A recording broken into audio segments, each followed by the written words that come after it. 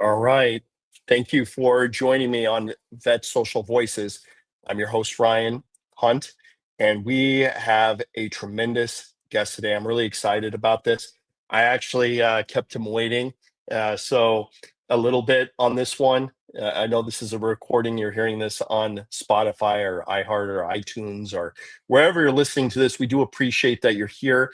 And just as a friendly reminder, we have a huge event coming up on 12 and 13 September, which is the Veteran Social Summit, our Vets Social 25, as we're calling it. You can register and attend for free. And that's at www.veteransocialsummit.com. I'm telling you, we're dropping the nukes all over the place. It's going to be value nukes being launched and shot out all over the place. And actually, our guest here, Mike Sarge, is going to be one of the main stage speakers on day one. So this is going to be just a tremendous conversation. I get to learn a little bit about him. And here we go. We're going to bring on Mike. Thank you for joining us. No, thank you. Thank So you for having me. I'm excited to be on with you. tremendous. We haven't been doing the podcasting for Vet Social too long, and actually doing the one-on-one interviews. Mostly, it's been pre-recordings from the Veteran Social 24 and also Veteran Social 25 and or 20 and some other events. So it's tremendous to start doing some one-on-one discussions and conversations. So thank you for that. And I'm just gonna every recruiter, if you ever do an interview, they always ask or seem to ask the same question, which I'm going to do too, which is Mike, just tell me a little bit about yourself and who you are. What's your deal?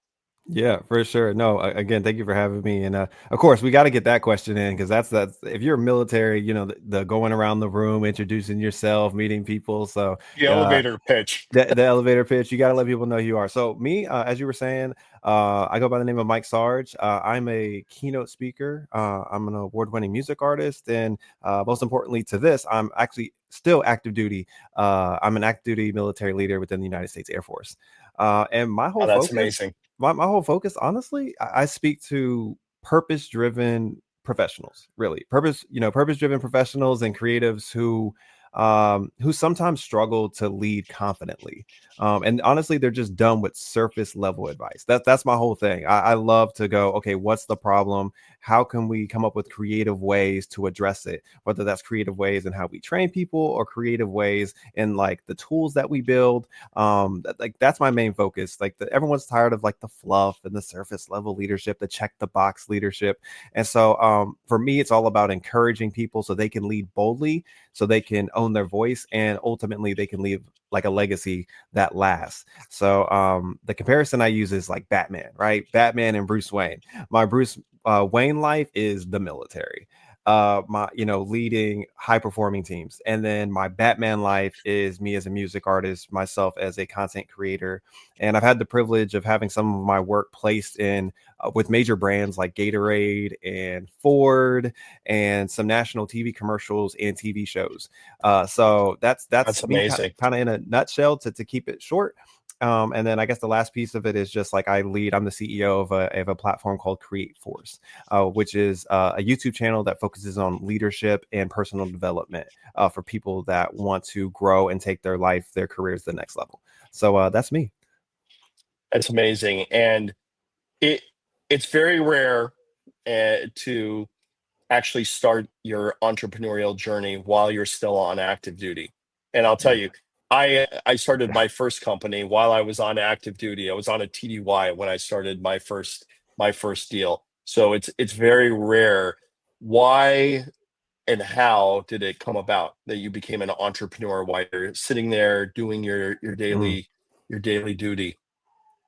Yeah, man. Honestly, it all started with passion. Where my passions lied, and I'll combine it. My passions and what I consider to be my purpose. I've always felt like people were attached to my purpose, whether that's supporting people, whether that's driving change within a community, whether that's just trying to be better, right? Just surrounding yourself with people ultimately makes you better, especially if those people have their own goals and their own aspirations that they're trying to do. Purpose and passion is how it started. And what ended up happening is the farther I went on in my journey, the more that I started learning that, like, hey, there's a business to all this. I'll use the music side of my career, which is, most people just think, just hop into a room and hop on your guitar or whatever instrument that you play. In my case, I rap. So, just hop in your room, write some lyrics down, record it, and you're good. You'll be famous by tomorrow. Sure. And that's not how it goes. That's just not how it goes. There's a lot of work that happens in between the lines that people don't see. And what I normally tell people is, oftentimes people focus on the highlight reel, but they don't always see the practice that happens in the background. So you're on the field doing those wind sprints, you're working on your swing, you're working on your throw. And what people end up seeing in the end is the results in the game, how many points you scored, all those other things. So for me, I just hyper focused on the business. I hyper focused on the practice. I hyper focused on the things that could make me better. And it's what took me down a road where people started appreciating that hard work and that journey. And it just opened up opportunities for myself that I never would have thought was possible. That I would have never, if you told me even a decade ago that I would have music in a national commercial, I would have told you you're crazy. Or in a TV show, I would have told you you're crazy. And even from the military side, like, there are things that I've accomplished that, like, if you had told like little E1, E2 me that I'd be able to do that, I'd be like, nah, I'm getting out after my first enlistment, that there's no way I'm doing that. And I'm sitting here at the moment 14 years. So yeah, like, my journey it has just been just a combination of passion and purpose, and it's allowed me to just keep moving and keep going. Oh, that's amazing. And I I will tell you, I'll say two things. The grass is greener on the retired side. However, the grass is always greener, where you tend to the grass. So, Hmm. Hmm. what I mean by that is, stick with it, finish up you're very close. So you want to Yeah. get that retirement, because that's going to help you continue to do what you're doing and being a creative, being an entrepreneur. So it's amazing, and it's rare. A lot of people aren't as privileged as you, Mike, or myself, to be able to find a calling, to find passion in their Mm. life, and to be able to exercise that in at any kind of level. Yeah. So, kudos to you. Yeah. It's definitely important, and I think that's another reason why I was really excited when you applied, and I did some background checking on you and research, and I'm like, you know what? I think Mike, and what he's trying to do, really fits into the whole veteran community, but Hmm. veteran social 25 specifically. Hmm. So, just again, I'm excited. I'm giving you a lot of kudos, not hitting you with the hard questions, but um, it's because you do have. It's exciting to see people that have passion, and that want to go out there and just grow their, not only grow personally, but Hmm. also grow the veteran community, or just grow their communities in general. Yeah, It's so critical. Um, I agree. how do you feel? How do I think where I was going to go with that is, how do you feel about entering this? You're not yet a veteran, but you are. How do you feel about entering the veteran community? And what are some experiences that you've had dealing with? And this is the good, the bad, and the ugly. Mhm. Dealing with other veterans in the community. Oh no, that's a great question. Um, so where I'm at right now in regards to how I feel is probably very similar to what veterans felt when, like, they first were free, right? Which is, what am I doing next? Like, I'm already thinking about, what am I doing next after this, right? And so many of my friends, I'll say at least half of them are veterans. We've had conversations about that, of like kind of the anxiety that kind of builds up, because for so long you almost had like the safety net. And so, that's definitely been something that's been on my mind. What I also say that has been on my mind is how quickly time moves. Um, So when you join the military, there are these benefits that are attached to it. So whether that's like education and things like that, and it's so easy to almost like get so caught up in the mission that you don't take advantage of those benefits, of those rewards, as you might say. So that has been something that has been in constant conversation. And then occasionally, if you have like a negative, if there was a negative, I would say is, there's always been tons of conversation about the way that veterans sometimes are treated, right? And I am someone that truly believes that that person took the time to serve, right? Regardless if it was 4 years or 24. Having that same level of respect for the people that served, regardless of branch, regardless if they ever deployed or not, like they played a part in the mission. They played a part in protecting our country. And so when I just think about veterans as a whole, like I just have this profound respect for veterans and the struggles that come with that, whether it's like, hey, where am I working next? Or am I good enough? Like we don't talk about that sometimes because everything normally in the military is so structured. So now when it's on you to make things happen, you almost kind of question yourself because normally like the rules or the guidelines or everything is set for you. You don't have to think about what you're wearing tomorrow because you're throwing on that uniform. And now you have choices. Wait, I could choose how my hair looks, and I could now, like women, you could paint your nails whatever color. So now there are just different things that are coming to your mind. So um and I felt like I rambled on that question, but like those are the things that kind No, of come you're great. when you talk about like veterans or what's going through my mind of what's next. For sure. And you're talking about, uh, you were talking earlier about leadership. And so just to kind of dive into that, what are some of your leadership philosophies, some of the pillars, some things that you really Mm, live and die by? I think you've kind of hinted at it a little bit, but I'll just throw whew. that out there. I man, I've got a few. Like I've almost got like these like these rules of like leadership, and like one of them I like I joke about with my folks all the time. One of them is if it ain't broke, don't fix it. Like like That's leave it interesting alone. and true. Like leave it alone. Like so there's an example I give, which is um I was in an organization in which we were having a leadership change, and this person had previously been in the organization but like years back. So we're thinking, oh, this can be a pretty smooth transition, right? And as a person they're great. The change they made is they changed our lunch break from an hour to 30 minutes, right? Now someone might think like, okay, there's no big deal. The That's reason a huge why cultural shift. It's a that huge is a cultural shift huge too. shift for so many reasons, because some people use that hour to like fully separate themselves from the mission or the work, just decompress. Some people use it to catch up on projects that they're behind on or emails that they're behind on. And then we had one individual in my office, they used that hour to go take care of a family member. So it took them 15 minutes to get there. They would then use 30 minutes, and then they would see, you see what I mean? And then the transit I was the do. remaining. So it's like you cutting 30 minutes was everything to them. And we thought like, okay, there's a reason why they made this change. Nope, it was simply because they felt like they personally did need an hour. So for me, if it ain't broke, don't fix it. Leave I it alone. 100%. I was in a meeting actually today, so this rings really true. And they open up the whatever it was, and the process, we'll just say. And I was like, you know what? I think let's just keep this process going. And over time, if we need to make the adjustments on it, Mm, fractionally make adjustments, I think we can do it at that time. So mhm. that's kind of, I agree with what you're saying, Yeah. for sure.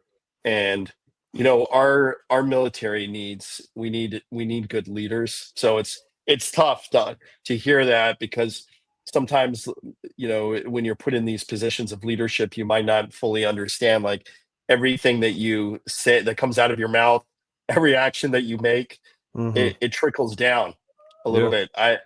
I Now that I'm a little bit more seasoned, meaning older, I wish I had some of the understanding that I have right now as a 49-year-old when I was a company commander, for example, many years ago.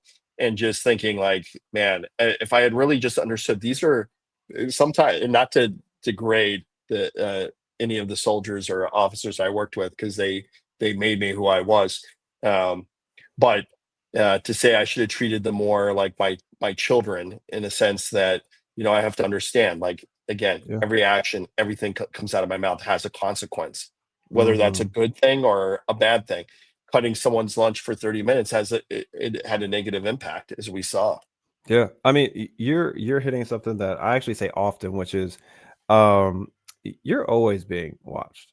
Like if you're a leader, you are always being watched in the office. Someone that I recently talked to in an interview said, or in an interview said, you're always on an interview. And so, like the comparison I like to That's use is, clever. it's funny that you said kids because that's actually like perfect in this. I always say like to upcoming or aspiring leaders, people under you don't listen to what you say. They don't. They're just like children. They don't listen to what you say. Hey, get off the couch. Stop doing that. Stop yelling. Put that down. Stop hitting him. Stop hitting her. They don't listen to a thing you say. They pay attention to what you do. Yes. They That repeat what you do. You are always being watched. That includes what you do, how you react to stress, who you choose to praise in the office, and what you choose to not address and ignore in the office. They all of those things are being watched. Now, sometimes, like obviously, you're in the moment and you don't realize that you're not addressing something, or sometimes you don't realize, oh man, I keep praising this person, I've kind of ignored, these individuals that like allowed them to be successful. And it's a common thing to do, like we're human beings, but it's about being mindful, being transparent, and having genuine conversations with people, especially that are within your circle and your leadership team. You have to have someone in that circle that's able to go, hey Mike, hey Sarge, I know you think that landed in this meeting. It didn't. It didn't. We understand what you meant.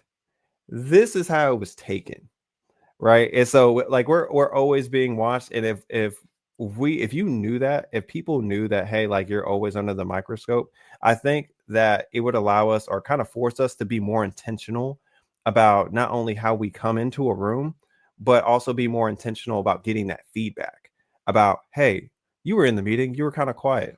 Why is that? Like, what did you notice? What did you see? And those are the type of things that I think are important.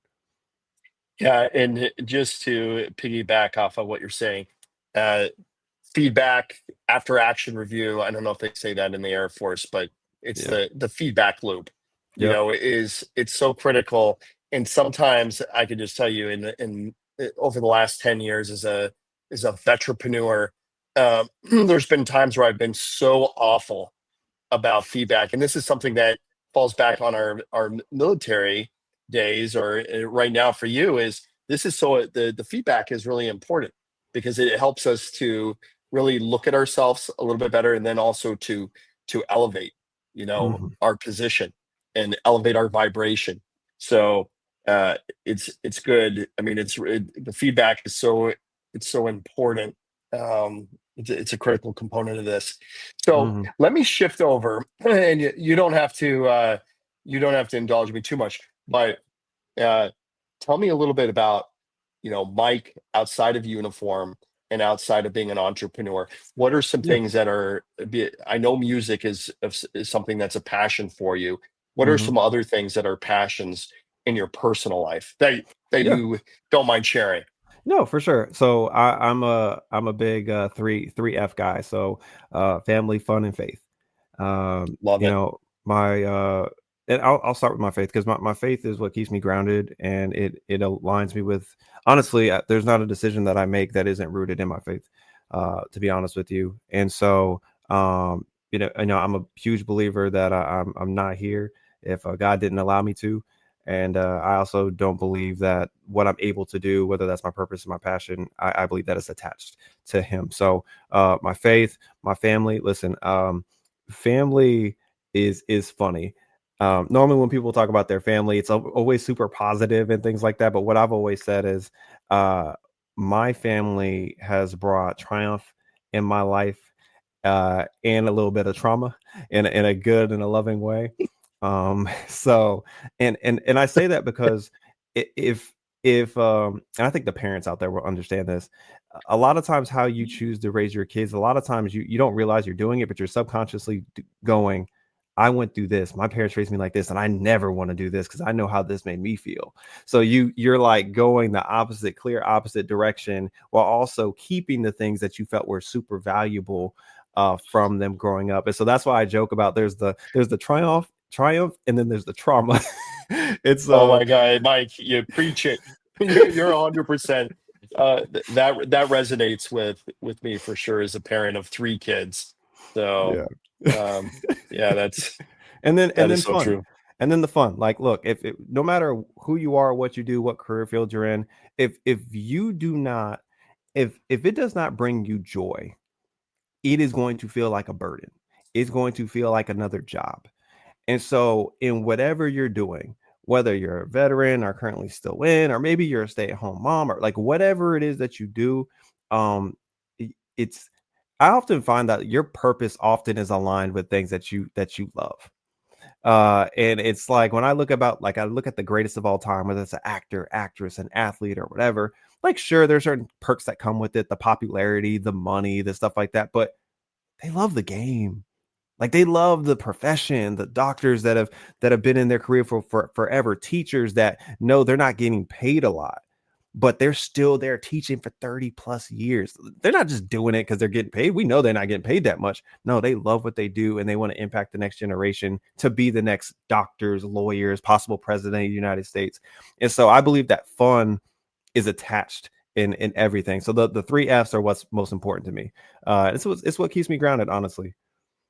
I love it. I love it. And I'm also, I love the three F's. Uh, so it's true. And then the triumph and trauma speaks so heavy to me is I have a 17-year-old son, a 16-year-old daughter, and then I have a little 7-year-old. And Mm, it's a really just a different way. Each one I raise a little bit differently. I'm really a free range parent, but to say what you were saying, I do refer back. I'm like, is it me that's from my childhood bringing this into the conversation, or hmm is it something else? Yeah, So I've got. that's It's funny because I have two myself, one boy, one girl. And what's interesting is like there are times where just having kids in general forces you to go, why did I say that to them? Like, why did I yes, respond this way? And is it because I believe that was the best way to do it, or that's because that's all I've known? And it's like this constant reevaluation of self half the time. I joked with a buddy of mine in my office just this week. So I found out that I got promoted to E7, right? oh, Which is congratulations, Thank you, which is exciting, that's right? huge.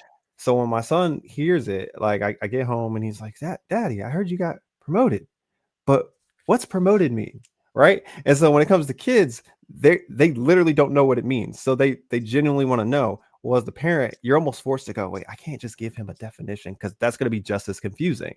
So I have to say something that relates. So what I said was, you know how when you're playing your Nintendo Switch and you're playing Pokemon and Pikachu, you like train Pikachu up and Pikachu evolves to Raichu. He's like, yeah. I'm Yeah, like, Daddy promoted to Raichu. you and so leveled up. and You level, leveled he's up. like, oh, but the reason why I bring up that example is what it taught me is if we can't, as leaders, if we can't explain something simply, then maybe Barney we don't, style. yes, maybe we don't know the topic or the subject or the mission as well as we think that we do. Like if someone asks for help and we instantly get frustrated and we repeat it to them three straight times the same way three straight times and they're just not getting it and we get frustrated, I'd argue the problem isn't them. It might be Yeah. us. And so like that's why like I think it's so beautiful sometimes, like just being a parent, when I joke about the triumph and the trauma, because sometimes like the trauma can bring a life lesson Yeah. attached to it. And so like it's just it's great. It's great. And you're a smart cookie for sure. Where are you from? I'm originally from Atlanta, Georgia. Atlanta, Georgia. Okay. So for some context, both parents in the education system. Dad should be retiring here soon. My mom, counselor, Awesome. certified counselor. Also, I'm the oldest out of 4. So just naturally, I'm in The charge. trailblazer. I Yeah. got it. Yeah, like if chores ain't done, they not getting in trouble. I'm getting in trouble for why they didn't do what they were supposed to do. So like just for context, and then because both my parents are in the education system, everything was a life lesson. It could be as simple as like I made a PB&J sandwich and forgot to put up the bread. My dad Yeah, will have me exactly. hostage downstairs for 30 minutes explaining how I wasted resources. Like so it's yeah, like your life and My son how can relate yeah, to you. He's got me like lecturing him. absolutely. But it's done in love. It's done in love. Yeah, it's done in love. Exactly. All right. Awesome. Well, we're running short on time. This has been just a fantastic conversation. So definitely after Vet Social 25, I'd love to have you come back on For and we can sure. continue. We can pick this conversation up and continue to build our friendship, Yeah. which is I think most important that comes out of this. So aside from that, I'm looking forward to seeing you on 12 September on the main stage of Vet Social 25. Yeah, there's gonna be a lot of great speakers there. So you're gonna be amongst 60 plus of your best friends, Mike. So Yeah. uh, I'm excited. Let's go. Yeah, Um, I'm excited. Hey, anyone watching this and that's listening, if you ain't tuned, if you ain't registered, you're wrong. You need to do eh, that today as you're listening. Matter of fact, you got this plan. So go ahead, go to the site now, register, and then share it with your friends. And I'm gonna see you there because I know you're gonna come to my session. I know you're gonna come to my session, exactly. but we're gonna Uh, support everybody associated with this. So go ahead and register if you haven't done it already. Yeah, perfect. And I'll leave you with this one last thing. Do you have any parting words aside from pumping up the vet social, which I greatly appreciate? Do you have any parting words for veterans that Mm. are active duty members that are still in, they want to be entrepreneurs, or they've just transitioned out of the military? Oh, that's good. That's good. What I would say to them is, matter of fact, I'm gonna pose it as a question. What I would ask them is, what is something that you would do 24/7, even if I never paid you for it? And whatever that is, normally is attached to whatever your purpose or your passion is. Some people can argue sports 24/7. All right, bro. Hey, start your own podcast, grab a friend, whoever you'd like to argue with, get that done. Like, what is it? Is it like you just love mentoring the next generation? Is it marriage counseling? Do you have tons of experience with your spouse to help out others? Like, whatever that is, what would you do if you still knew you weren't going to get paid for it and you would still get up just as joyful, just as passionate, just as happy the next day? That's one. And two, I always say this before I get off anything: you are enough. I understand we are in a world where people compare, we're all comparing each other to other people on social media, who's in your office, what they got. Forget that. They can't be you. No one is better at being you than you. And Amen. if you don't show up, the person that you're supposed to possibly impact, you won't impact because you're not being yourself. You're being someone else, which at the end doesn't help you because you can't be them either. so Exactly. so be Wow. yourself. Be yourself. That's it. Be yourself. Wow. That was dropping a value nuke on the listeners as you part ways out of here. Thanks a lot, Mike, and Yeah. we'll see you soon. Be well. Wow, what a tremendous interview! Really appreciate Mike for taking time with me today to talk on Vet Social Voices.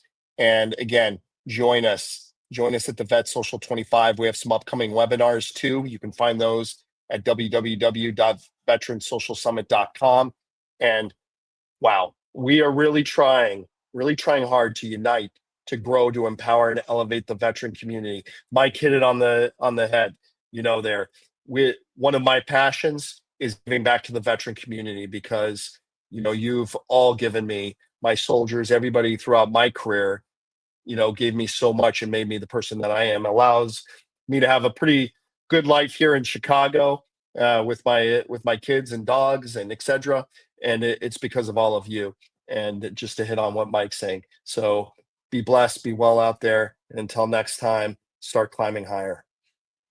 So when I met Ryan Hunt and Annette Wittenberger, they kept talking about this amazing idea that they and had previously been successful at, but it had been paused and they wanted to keep going with it. And they were talking about how veterans can learn resources about entrepreneurship, education, really connecting with our fellow veteran community and being successful. So obviously I wanted to be a part of that. And I am really excited to be a part of 2025 because we are going to have even more amazing speakers and resources.